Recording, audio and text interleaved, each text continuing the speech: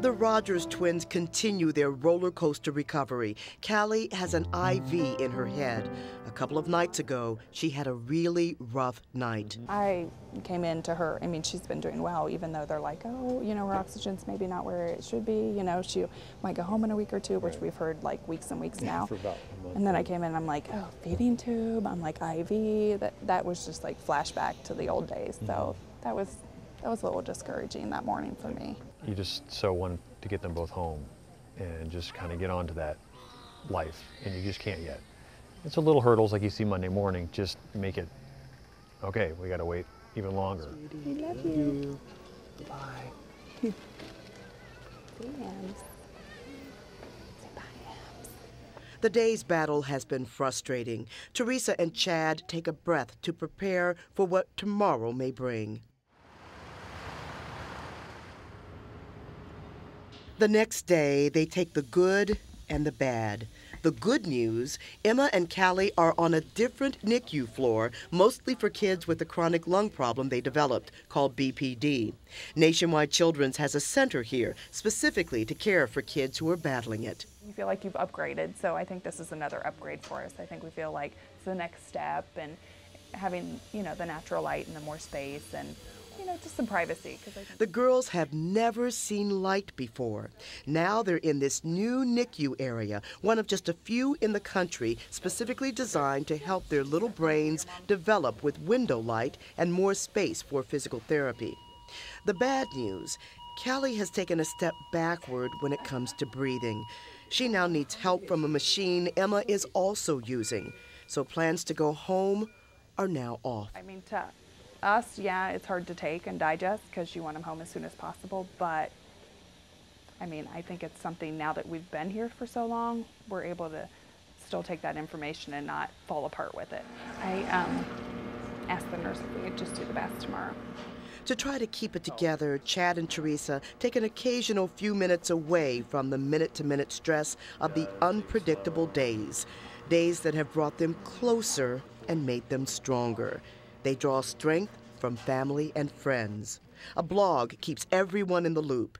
Chad and Teresa are different people than they were before. It's a horrible blessing, you know? I mean, because you don't want the girls early, but you know, like you said, you let go of a lot of that other stuff that's really minute and it's not important, and you know, it's, yeah. It just even makes it even more understanding of how precious and how wonderful these girls are. Precious girls and parents who will just have to wait a little longer until they can go home.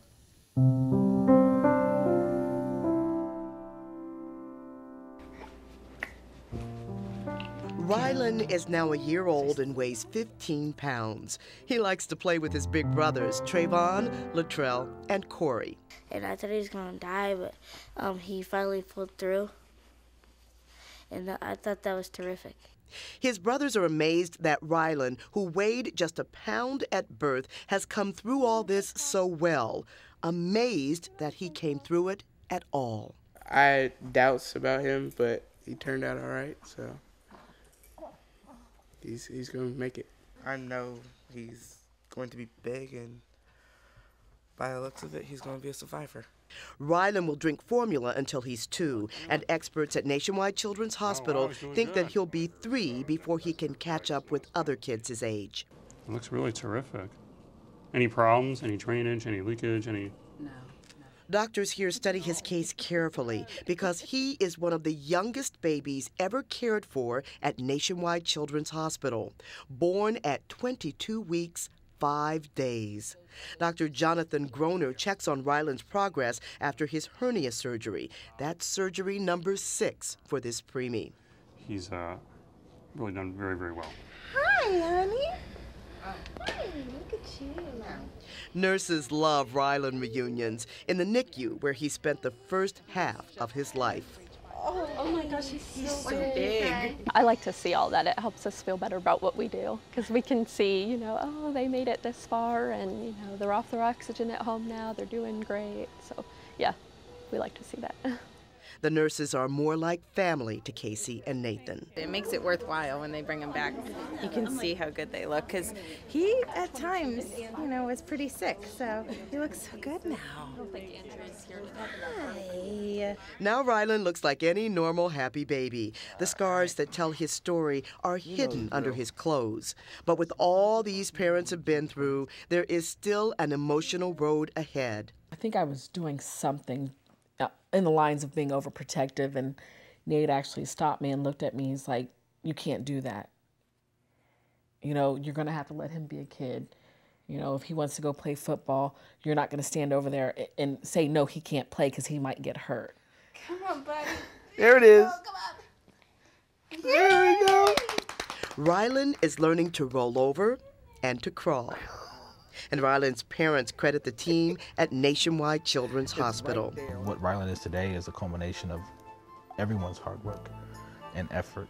And that goes from all the research that they were doing 10 years ago.